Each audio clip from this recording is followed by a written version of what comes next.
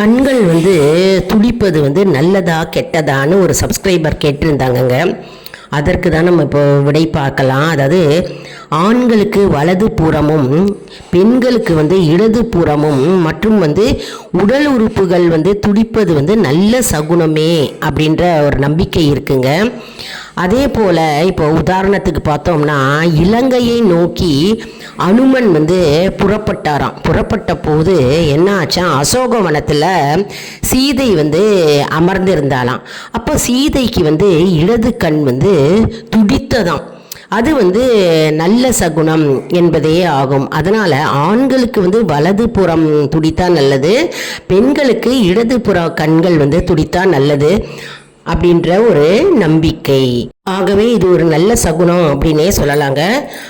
மற்றபடி வந்து இது ஒரு விட்டமின் டிஃபிஷியன்சியாக கூட நம்ம நினச்சிக்கலாம். ஆனால் வந்து இது நல்ல சகுனம்.